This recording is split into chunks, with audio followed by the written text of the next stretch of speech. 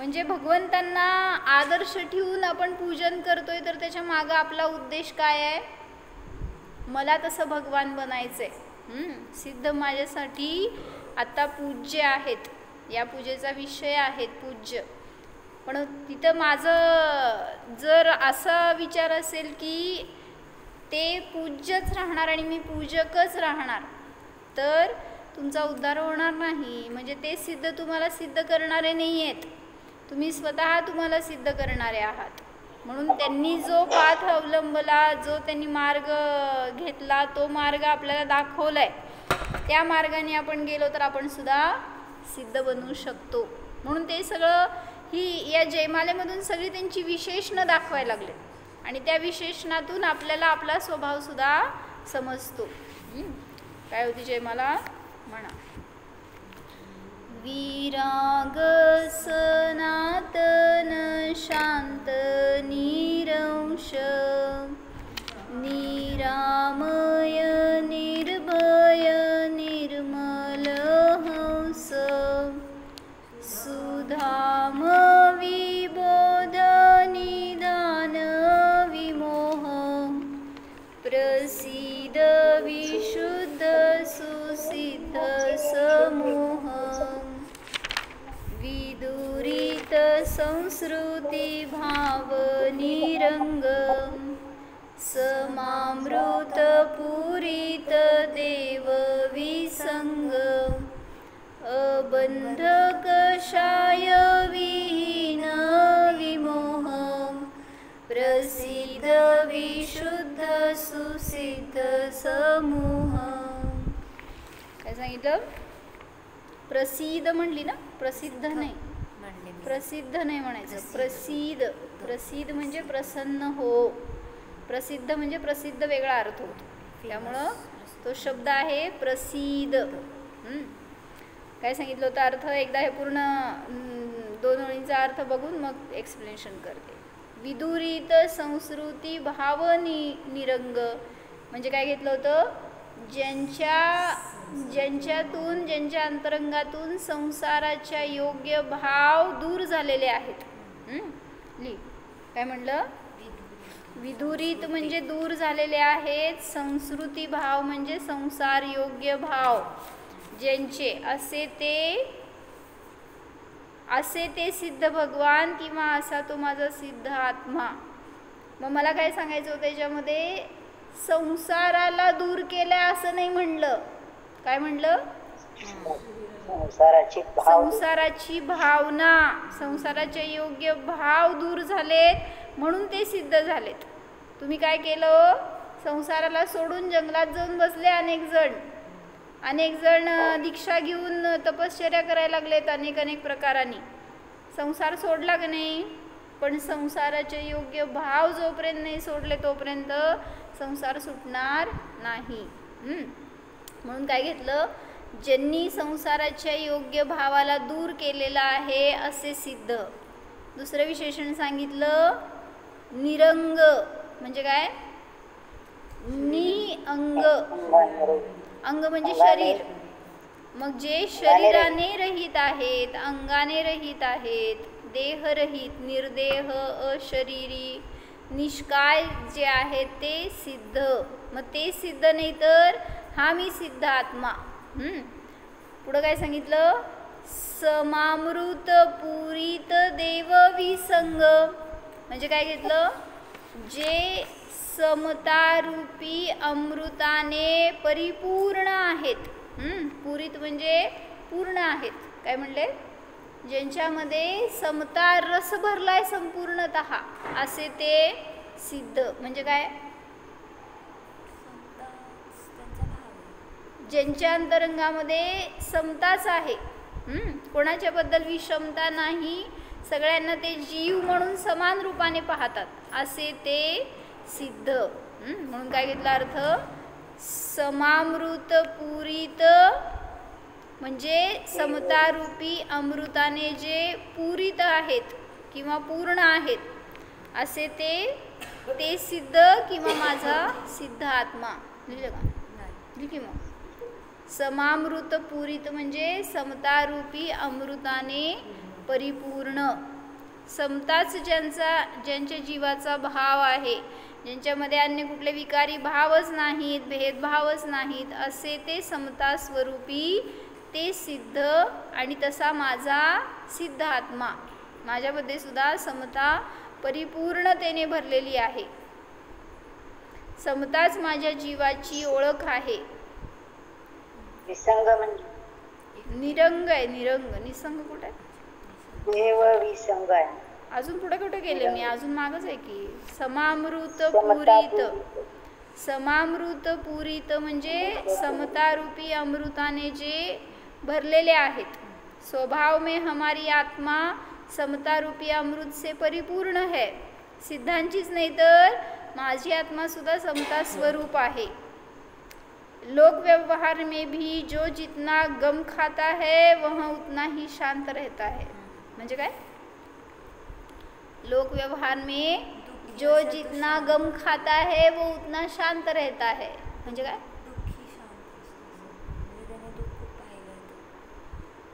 असं नाही. काय? सहन करण्याची शक्ती, सहन करण्याची शक्ती आहे. जो जितना गम खाता है वो उतना शांत रहता है. कौन शांत रह रहा है ना, वो बताओ. कोण शांत नाही म्हणे, अशांत आहेत माझ्यासमोर सगळे. लोक व्यवहार में भी जो जितना, नंतर गेलं चालते की वर. देव आहेत माझ्याजवळ, इथंच बसलेत. शास्त्र सोडून वर जायचं.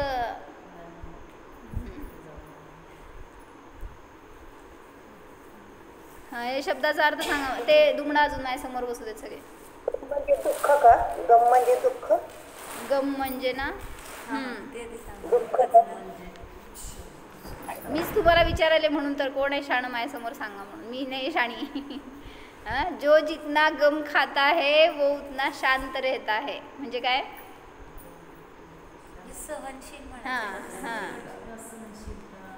जो जेवढा सहनशील आहे तो तेवढा शांत राहू शकतो. सहनशीलता म्हणायचंच कशाला हो? कितीही प्रतिकूलता समोरून येऊ दे, कितीही तुम्हाला विरोध होऊ दे, तरी सुद्धा त्याच्यामध्ये जो दुःख गिळतो म्हणायचं. बरं, तर तो शांत राहू शकतो. त्यात ती शक्ती येतीच.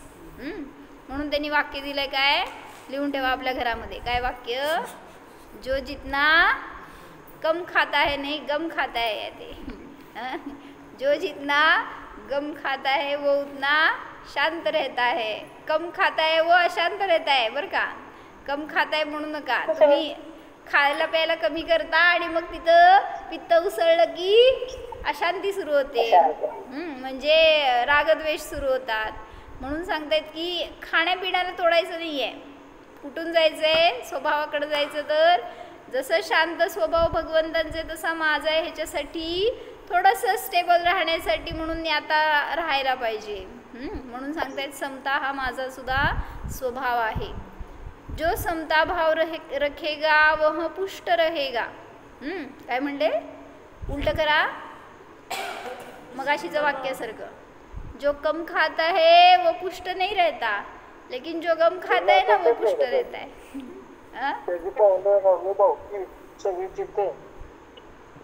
सगळेजण मलाच प्रवचन ऐकवणार आहेत.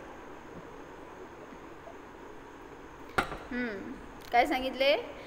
जो समता भाव रखेगा वह पुष्ट रहेगा. शरीर और मन से, दोनों से.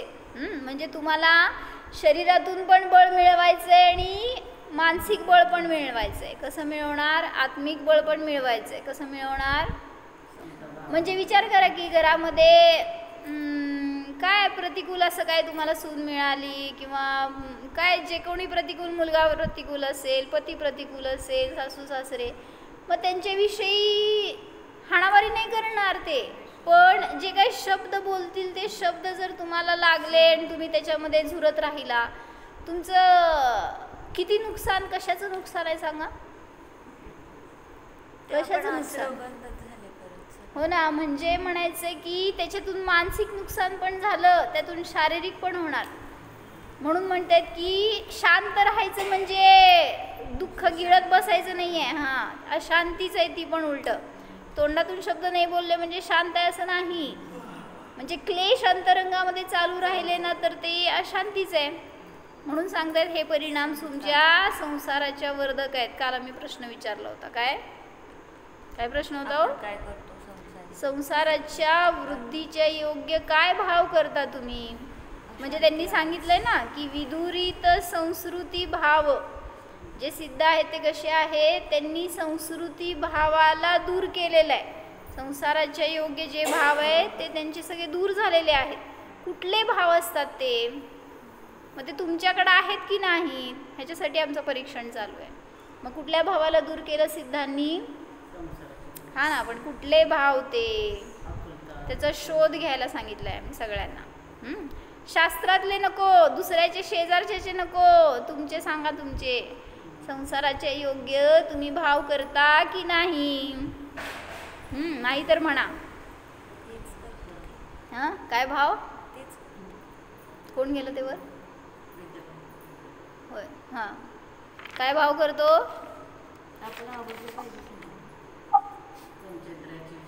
हां, मग दुसऱ्यानेच अडकलो परत ते. म्हणजे दुसऱ्याला मी चांगलं वाटावा, माझ्याशी सगळ्यांनी चांगलं बोलावं, हे भाव पण कसले आहेत तो? हे भाव का नाही होत मुनींना? जे तद्भव मोक्षगामी आहेत ते का नाही हे भाव करत? मी सांगितलेला उपदेश सगळ्यांनी ऐकावा, ग्रहण करावा, तसंच वागावं, हे भाव का नाही? सांगायचं काम करणार ते. दिव्यध्वनी आर्यंत सुद्धा सांगतात, पण कंपल्शन नाही आहे की तुम्ही ते ऐका आणि तसंच वागा. केले असते तर मरीचीचं सुधारणा झाली असती, बिचारा लवकर मोक्षाला गेला असता, इतके भाव फिरत बसला नसता, इतकं दुःख सहन करावं लागलं नसतं. पण किती चांगले भगवान, ऐका नाही तर नाही ऐका, मी सांगायचं काम करणार आहे तुम्हाला. आणि त्यांनी सगळ्यांना समान उपदेश दिला, पण जे ऐकले ते तरले, जे ऐकले ते न ऐकले ते बुडले. ठीक आहे, चला काय सांगत होते तर समता हा सिद्धांचा स्वभाव आहे.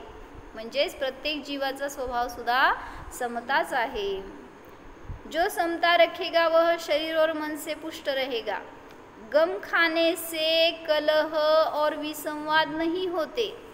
घर में जो सहनशील होता वही बडा कहलाता. चांगलं सांगितलं. काय म्हणले? अनेक जण आहेत घरामध्ये, पण त्यामध्ये श्रेष्ठ कोण म्हणतो किंवा कोणाला जास्त महानता पूज्यता मिळते? जो त्या सगळ्या संकटामध्ये पण स्थिरतेने पार पडेल त्याला म्हटलं जातं वह बड़ा कहलाता है, तो श्रेष्ठ म्हटला जातो. यही नहीं, किसी भी क्षेत्र में जो जितना सहनशील होगा वह उतना ही बड़ा कहलाएगा.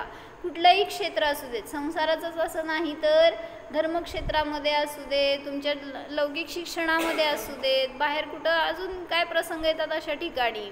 काय म्हणले? तुमच्या जॉबच्या ठिकाणी समजा काय झालं, असे मिळतात अनेक जणांना बॉस की मॅनेजर असे असतात की हॅराश करणार, मुद्दाम जास्त काम लावणार, मुद्दाम अडकवून ठेवणार, असं तुम्हाला अनएक्सपेक्टेड काय किंवा अशी जागा देणार, असं प्लेसमेंट करणार. मग ते त्या समयात तुम्ही काय करणार? जॉब सोडून द्यायचं. सगळ्यात महत्त्वाचं, सगळ्यात बेस्ट उपाय. नाही, आम्हाला चिटकून बसायचं असतं ना त्याच्यामध्ये. त्यामुळं मग शांततेने सगळं स्वीकारायला पाहिजे, पण ते पण तयारी नसते. मग तिथं आपण काय करत राहतो? अंतरंगातून क्लेश करत राहतो की माझ्याबरोबर असं बोलतात, वागतात, आमचा बॉस लय खडूस आहे, असले वगैरे सगळे ऐकायला मिळतात. म्हणून सांगतात कुठल्याही क्षेत्रामध्ये जावा, जो सहनशील असेल तो श्रेष्ठ म्हणला जातो, वही बडा कहलाता है. जरा जरा सी बात में झगड़ा करने वाले बड़े कैसे बन सकते हैं? सिद्ध बड़े क्यों बने? सिद्ध बड़े है या नहीं है? है ना? क्यों है? गम खाया है कि कम खाया है? खाते ही नहीं है वो, फिर क्या, गम भी नहीं कम भी नहीं. तो वो तुम्ही तुमच्या भाषेमध्ये सहनशील म्हणाल तर ते आमच्या भाषेमध्ये आम्ही म्हणतोय ज्ञाता आहेत. बस त्या ज्ञाताच्या निमित्तातच ते बडे झालेले आहेत. कभी नहीं, कभी झगड़ा नहीं करते. नहीं, जरा जरा सी बात में झगड़ा करने वाले बड़े कैसे बनते हैं? कभी नहीं बनते. महात्मा की पहचान ही समता है. बरं, तुमच्या घरामध्ये बघा, जो कोणी श्रेष्ठ आहे म्हणतात त्याच्यामध्ये समता अधिक असते. जो चिडचिड आहे, क्रोधी आहे, कशाई आहे, त्याची किती व्हॅल्यू, किती त्याला महत्त्व घरामध्ये कमी असणार. तर त्यासाठी उदाहरण दिले त्यांनी की एक त्यागी होते आणि त्यांच्याजवळ एक साधर्मी गेले आणि त्यांनी विचारलं की तुमचं नाव काय? कोण कोणाला विचारलं? नाही काय कोण कोणाला विचारलं? एक त्यागी जी के पास एक साधर्मी भाई गए और त्यागी जी से उनका नाम पूछा. उन्होंने अपना नाम बताया शीतल प्रसाद. क्या बताया? कुछ देर बाद फिर पूछा. उन्होंने फिर बता दिया. कुठे गेलं? कुछ देर बाद फिर पूछा.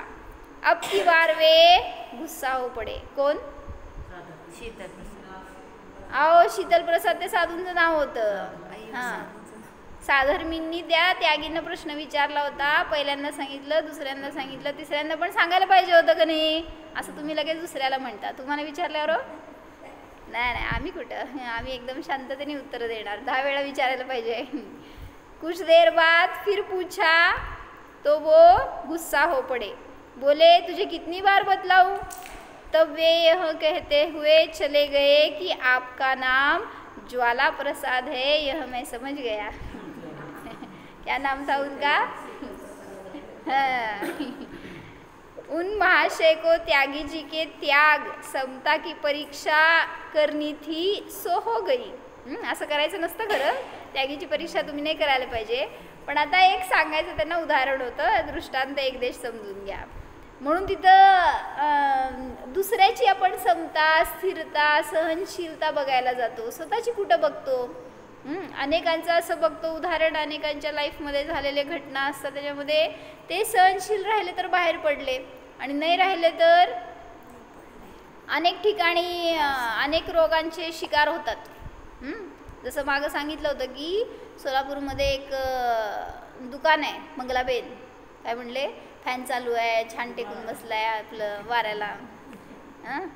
तर ते दुकान वह्या पुस्तकाचं होतं आणि जळालं असं सांग. तर काय झालं, ते असं घ्यावं पदर म्हटलं शास्त्रासमोर, जिनवाणीसमोर.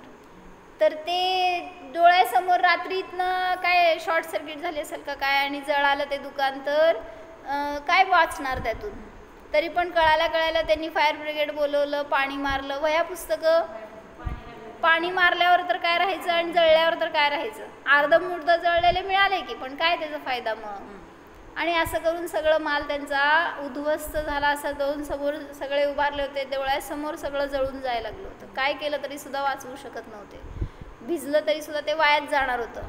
जरी आग विजली तरी सुद्धा ते सगळं वेस्ट होतं. मग ते जे दुकानाचे ओनर होते ना, त्यांना शक्ती गेल्यासारखं झालं. ते रडायला लागले किंवा ओरडायला लागले, आता काय ह्याच्यातून बाहेर पडायचं, कारण एकच ते साधन होतं आमदनीचं. म्हटलं त्यांचा मुलगा, त्यांनी त्यांना शांत केलं. म्हणले हे पर्याय बदलणारी आहे किंवा तत्त्वज्ञान होतं जवळ तर अस्थिर होऊन चालणार नाही आहे. झाली ती पर्याय गेली आहे, त्याच्यामध्ये त्यातून बाहेर कसं पडायचं हाच विचार करणं योग्य आहे. हां हां बरं, आता मी त्याची प्रसिद्धी करू का काय? म्हणजे मला म्हणायचं की सहनशील राहिला तो.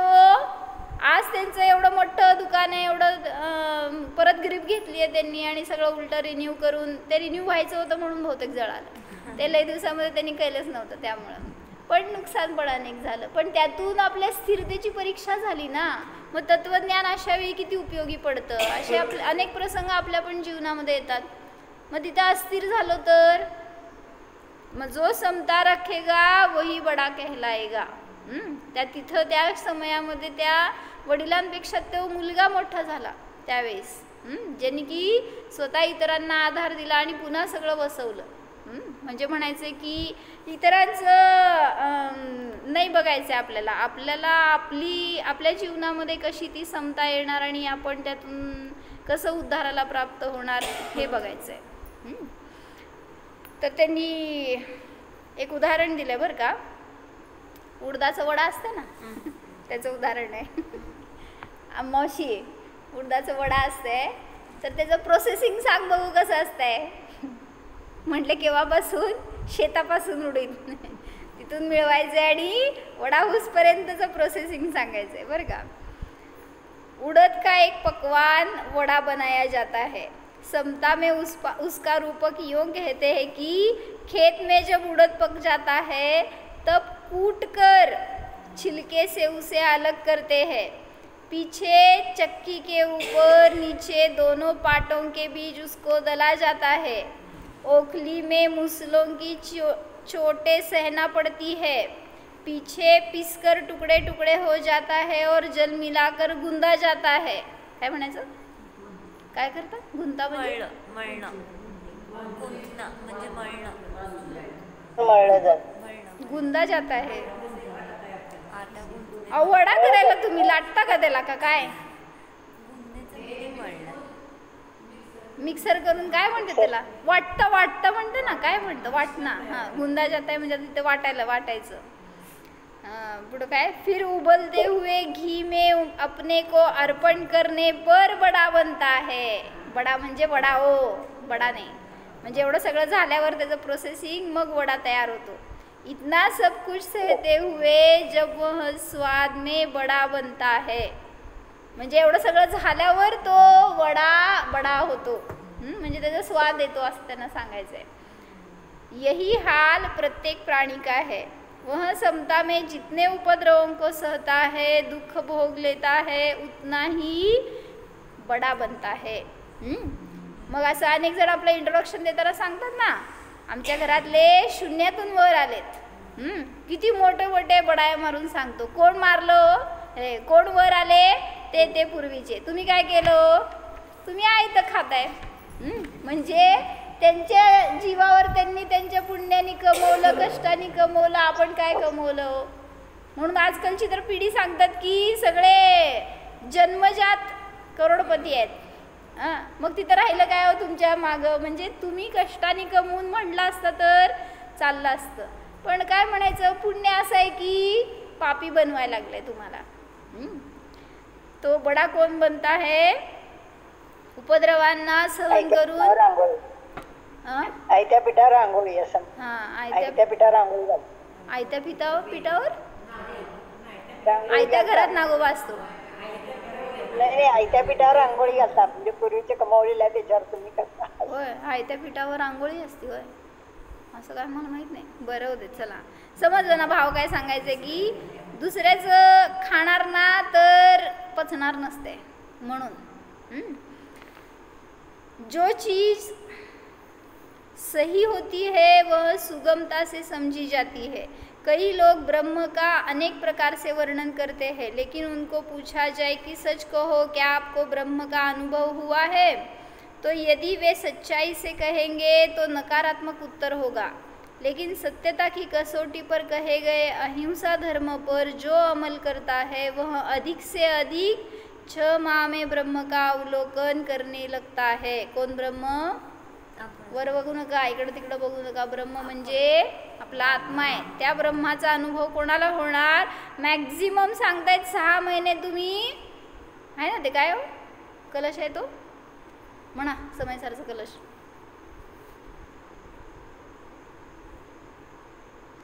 ऐकत्थमपि मृत्वा तत्व कौतूहली सन अनुभव भवमूर्ते पार्श्ववर्ती मुहूर्तम पृथगथ विलसंतम स्वम समालोक्येन तेजसी जगती योवा. नाही, ती दुसऱ्यात तिसऱ्यात मिसळला. बरं असे नका. काय सांगायचं त्यात कलशमध्ये सांगितले समयसारचे की षड्मास काय ते असं काहीतरी आलं ना शब्द त्यात. 6 मास फक्त तुम्ही चिंतनधारा चालू ठेवा, स्वभावाकडे राहावा, तर नियमाने तुम्हाला अनुभव होणारच. घेतलं असतं कोण तर बघायला. घ्या तिथं आहे समयसार. काय सांगितलं, तो यदि वे सच्चाई से, म्हणजे जर तुम्ही खरंच प्रयत्न कराल तर नियमाने तुम्हाला ब्रह्माचा अनुभव होणारच. तिकडं आहे, तिकडं समयसार इथं असेल तर असेल, पण तिकडं माहीत आहे.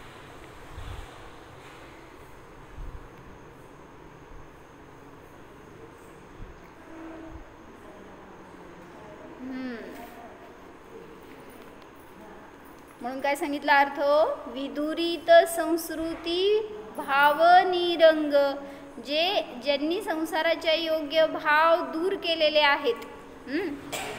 आणि जे निरंग म्हणजे काय, अंग म्हणजे शरीराने जे रहित आहेत.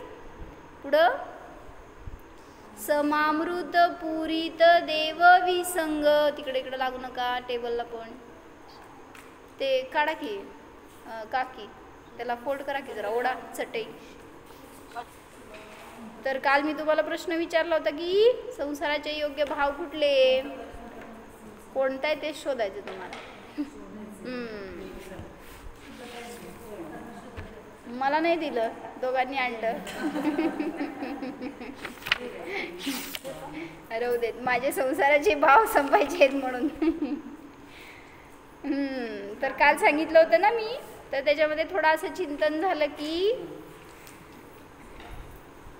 काय, बरं द्या इकडे बघू.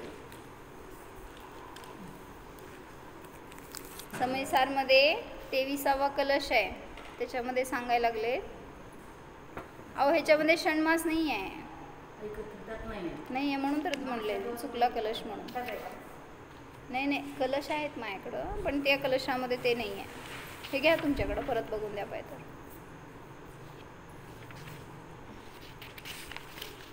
षण्मास असा आलाय ना.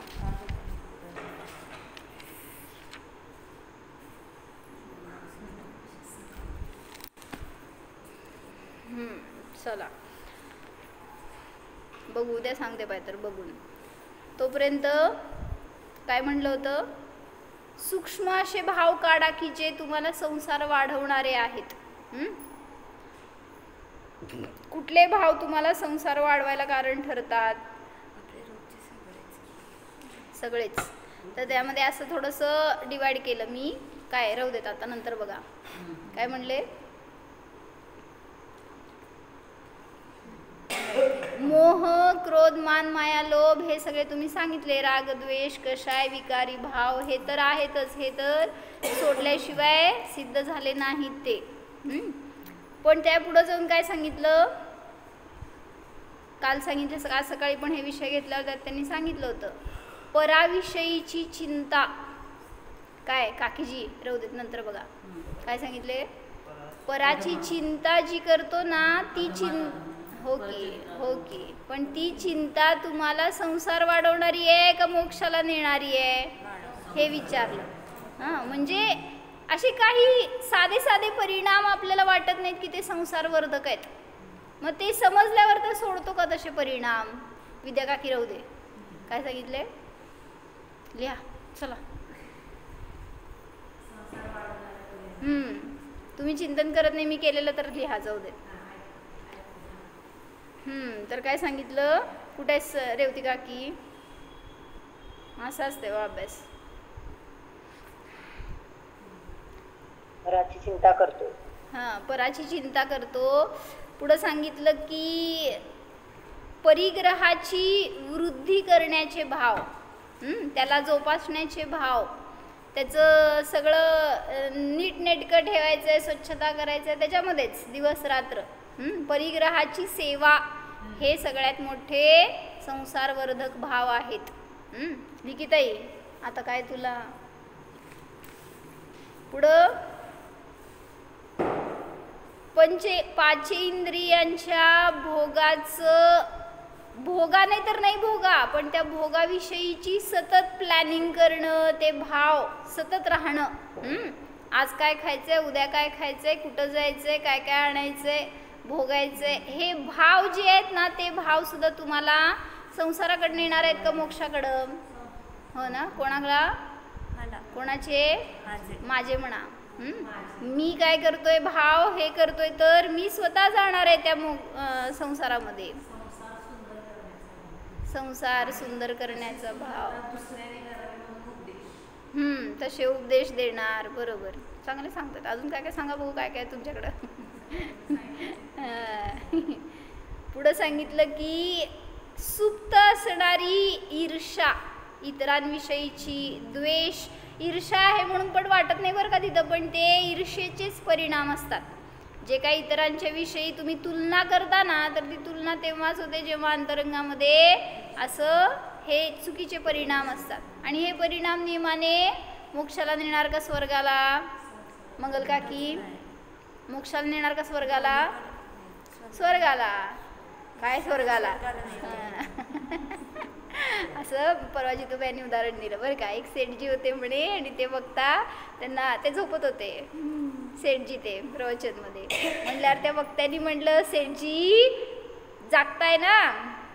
ते म्हणले हां. परत विचारले थोड्या वेळाने, परत ते पेंगत होते. म्हणल्यावर सेठजी जागे आहात ना? मग त्यांना हां म्हणले आणि चिड यायला लागली. आता मला का असं सांगताय? परत तिसऱ्या वेळी म्हटल्यावर ते चिडले. म्हटले मला का असं तुम्ही म्हणताय? हां म्हणले परत पहिल्यांदा. आणि म्हणले का मला असं तुम्ही पॉईंट करताय? मी तर जागाच आहे. मग परत नंतर थोड्या वेळाने परत दिसल्यावर त्यांनी म्हणले, सेठजी झोपलाय का? काय म्हणले हो? हां म्हणले परत. म्हणजे असं आपण पण काय करायलो? कुठं गेला हो? स्वर्गाला का मोक्षाला? कशाय करणारा स्वर्गाला पण जात नाही आणि मोक्षाला पण जात नाही. तर असे द्वेषाचे परिणाम संसारवर्धक आहेत. तिसरं सांगितलं निंदा, पराची निंदा करण्याचे भाव अंतरंगामध्ये. म्हणजे दुसऱ्याला कमी लेखतो हीच निंदा आहे. त्याच्यापेक्षा मला चांगलं येत आहे, किंवा त्यांचं झालंय चांगलं पण माझं जास्त चांगलं झालं होतं. म्हणजे काय झालं? नाही, त्यांनी घर चांगलं बांधलंय पण असं वाटतं, पण काय त्रास तेच मागं. जिथं पण आला तिथं समजून घ्या समोरचा कमी आहे आणि मी जास्त आहे. आणि जिथं हे भाव आले तिथं संसार वाढणार. म्हणजे हे पण त्यांनी सांगितलं ना सकाळी, काय कर्तृत्व, भोक्तृत्व, ममत्व, एकत्व, हे सगळे परिणाम सुद्धा संसाराला वाढवणारे आहेत. माझे सुख पराच्या अधीन आहे, हे भाव. परच मला शरण आहे, हे भाव. ह्याला म्हणायचं मिथ्यात्व. शास्त्राच्या भाषेमध्ये असलेले सगळे वर्ड्स त्यांनी सांगणार आहेत संसाराचे योग्य कुठले आहेत. फक्त त्यातून आपले परिणाम कॅटेगराईज करायचे आहेत. ते शास्त्र सगळे वाजून पाठ करतात पण आपल्या जीवनामध्ये नसतं त्यातलं काय महत्त्व समजत. पुढं अविरती, म्हणजे जो जो मोक्षाला जाणार नियमाने व्रती जाणार. आणि ज्याला अविरतीचे भाव आहेत, असंयमाची रुची आहे, असंयमाचंच पोषण करतो, त्याला म्हणलं मोक्ष मिळणार नाही. खरा संयम कुठं आहे हो? जेव्हा तो उपयोग स्वभावात येतोय ना त्यावेळेस तो खरा संयमित झाला म्हटला जातो. आणि जेव्हा तो बाहेर जातोय तोच असंयम आहे. भलेही बहिरंगामध्ये महाव्रती असेल तरी सुद्धा जर आत्म्याचा अनुभव नसेल तर तो अजून असंयमीच आहे. कुठल्या गुणस्थानात? पहिल्या गुणस्थानात. जर आत्म्याचा अनुभव नाही आहे तर आत्म्याचा अनुभव असेल तरच वर चढणार, नाहीतर खालीच. म्हणून संयम न करणे आणि त्याची भावना देखील नसणे. म्हणून आम्ही कल्याण आलोचना काल परवा घेत होतो, त्याच्यामध्ये त्यांनी घेतलंय ना, न कृता न भाविता मया. मी हे केलं नाही. काय काय केलं नाही तर त्यांनी घेतलंय सगळं. अणुव्रत, महाव्रत, काय काय होतं काल काय वाचलं आपण?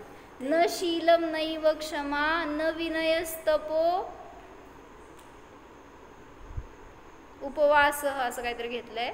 न कृता न भाविता मया, किंवा न कृता न भावनी कृता.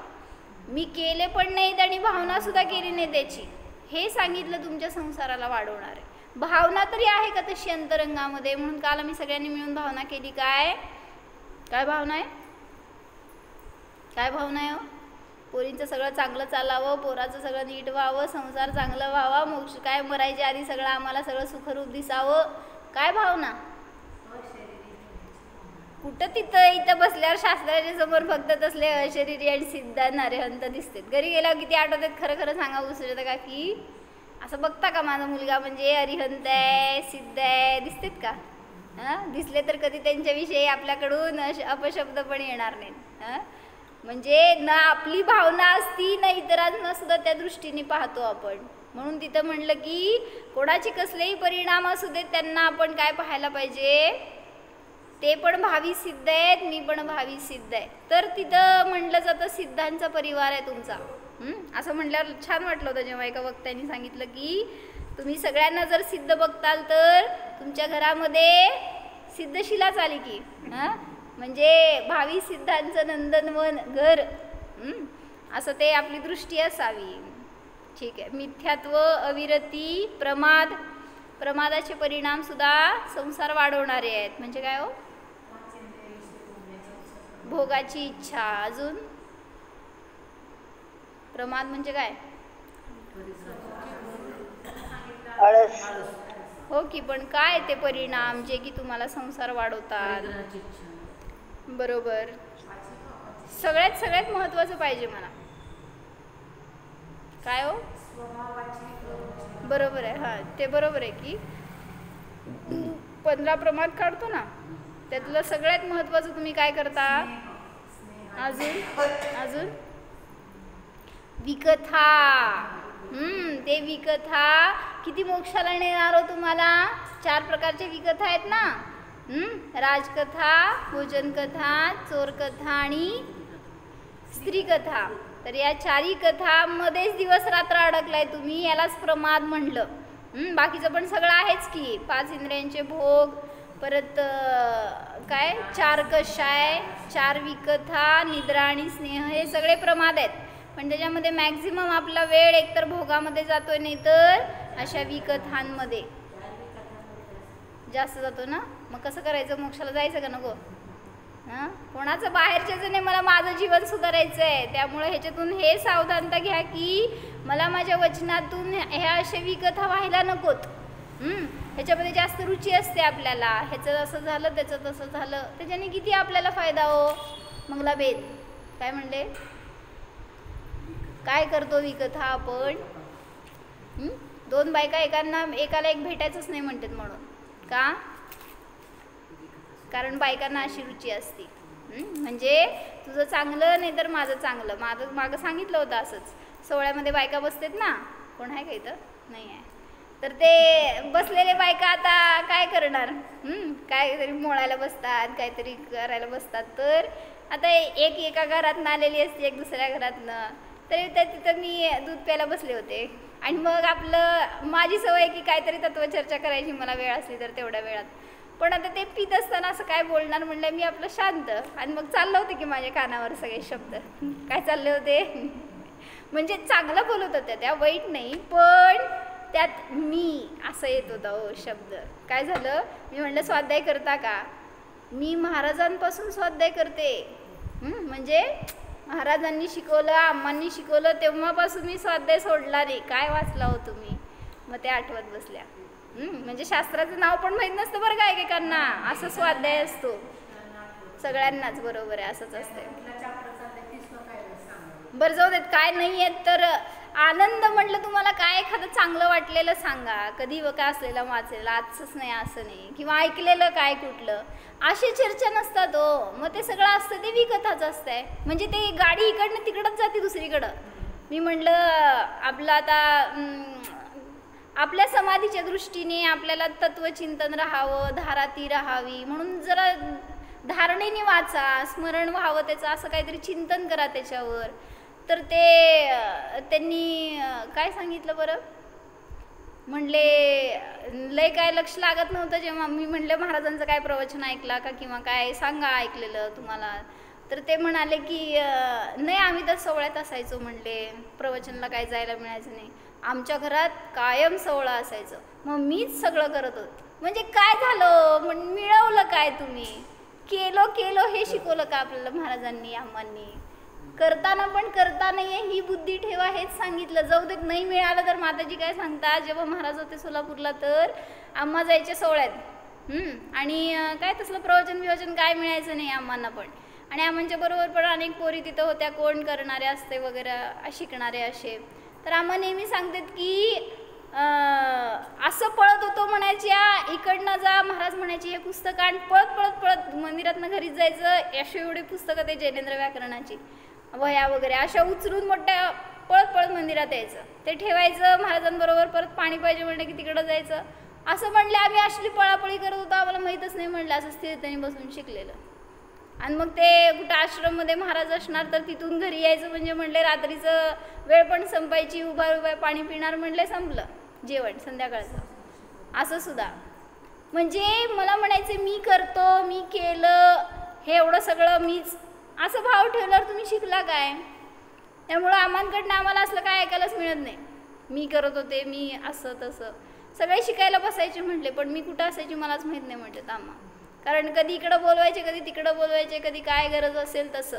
म्हणजे सगळं करा पण त्याच्यामध्ये असे भाव नको ज्याच्याद्वारे संसाराची वृद्धी होईल. धर्म करता तर धर्माचे योग्यच परिणाम असायला पाहिजेत. धर्मक्षेत्रात आलो, काय भाव आहे तो? सुजाता काकी काय भाव आहेत म्हणा? मी घरी जाणार नाहीच. काय हो उज्ज्वल काकी, रेवती बेन, इथं आल्यावर तर तसे भाव होतात का आपल्याला? भावना तर करा ना, जाऊ दे तुमचं घर लगे काढून घेत नाही आहे, टेन्शन आलं का काय? म्हणजे भावना अशी असावी की त्यागीचं करायला नाही आलो, त्यागी बनायला आलोय आपण. काय विद्या काकी, इथं आलो तर आपल्याला मला त्यागीच बनायचंय किंवा माझं त्यागीसारखं आज जीवन आहे ही भावना असावी आपल्याला. लगेच घरी पळायचेच विचार असतात, कुठून जाऊ, इकडून जाऊ का तिकडून जाऊ, आज जाऊ का उद्या जाऊ. तर संसाराची वृद्धी न हो ह्याच्यासाठी कुठले भाव मला संसार वाढवणार आहेत ह्याचं आयडेंटिफिकेशन व्हायला पाहिजे, तर बाकीच्या सगळ्या भावांपासून आपण दूर राहू शकतो. मग तसंच मिथ्यात्व, अविरती, प्रमाद, कषाय आणि योग. कषायमध्ये पण दीर्घकाळ एखाद्या विषयी वैर धारण करणं, म्हणजे वैर करत नाही तुम्ही. एखाद्याशी झालं समजा वाद झाला, काय भांडण झालं असेल, आता त्याचा तुमचा संबंध नाही आहे, दूरपर्यंत फार दिवस वर्ष महिने आपण बघितलं नाही, भेटलं नाही, ते दुसऱ्या गावात जाऊ देत, कुठं गेला असेल फॉरेनला, संपलं वैर आपलं. संपलं का नाही संपलं? 4 वर्षांनी परत आला समोर तुमच्या, समजा काय होणार हो परिणाम? म्हणजे शत्रूच दिसणार, तो दिसणार नाही काय आहे तो. काय म्हणले उज्ज्वल काकी? काय म्हणले धनुषी काकी? वैर जर धरून ठेवलंय ना तर आपलं अंतःकरण मलिन झालंय, तो समोरचा वैर झाला नाहीये, मी वैर झालो पहिल्यांदा. आणि मग त्याच दृष्टीने मी त्याच्याकडे बघणार तर मग काय समजलं धर्म आपल्याला?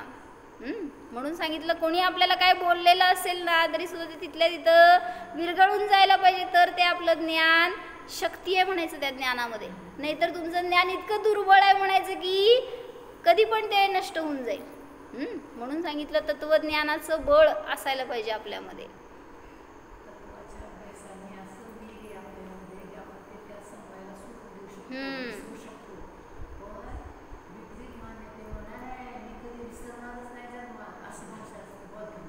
बरोबर.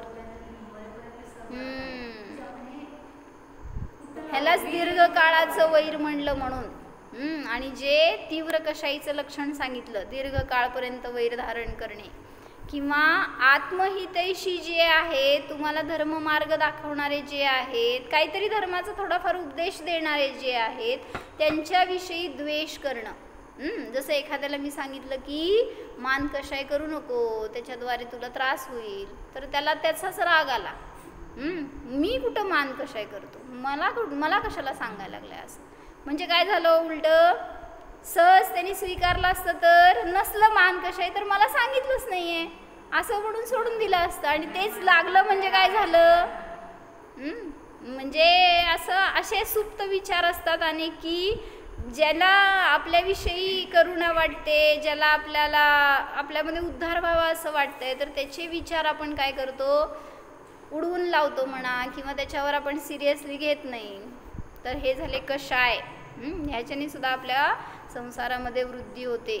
कषाय करण्यात आणि त्याच्यामध्ये आनंद मानण्यात, दोन्हीमध्ये पण संसाराची वृद्धी आहे. आणि शेवटचं काय घेतलं? योग. योगाच्या द्वारे कसा संसार वाढतो सांगा?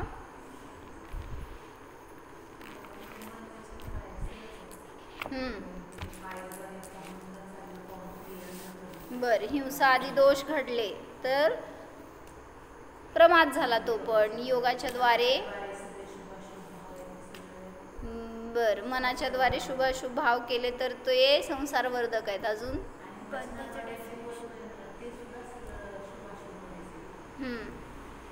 बरोबर, शुभ भाव सुद्धा संसाराचेच कारण आहेत हे सांगितलं. काय म्हणते? बंधाच्या डेफिनेशन मध्ये योग दिला ना प्रिडिक्विजिट, म्हणजे बंध आलं की संसार. हो की मग म्हणूनच हे सगळे घेतलेत ना, मिथ्यात्व, अविरती, प्रमाद, कषाय आणि योग शेवटचं घेतलं. तर विचार करायचा आपल्याला त्याच्यावर की योगाच्या द्वारे मी संसारवर्धक काय करतो गोष्टी. मग ते शरीराच्या द्वारे, मनाच्या द्वारे भाव करताय, वचनाच्या द्वारे तसे वचन बोलताय आणि कायाच्या द्वारे तशी प्रवृत्ती करताय, तर त्याच्याद्वारे संसार वाढणारच. एकाने तुम्हाला अरे म्हणलं, तुम्ही काय म्हणणार? कारे. काय म्हणणार?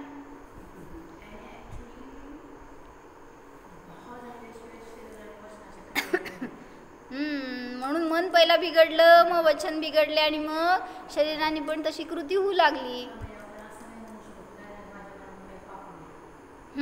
असं झालं, असं होणार नाही. म्हणून सांगितलं मन वचन काय सगळ्याला सांभाळून राहिलो तर अयोगी बनू शकतो.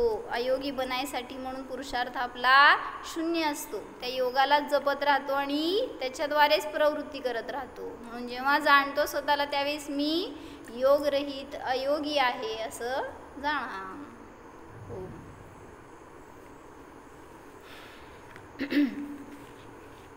जाणा.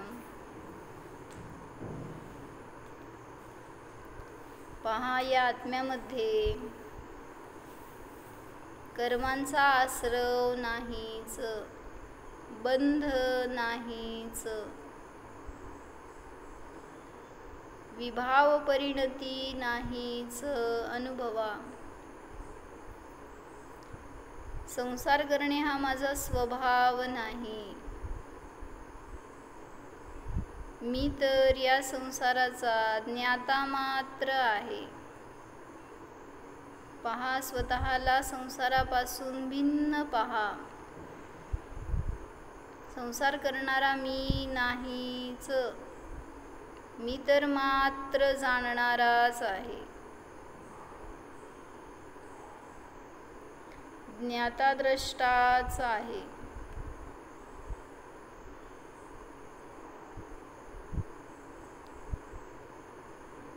निष्प्रमाद स्वरूपोऽहम्,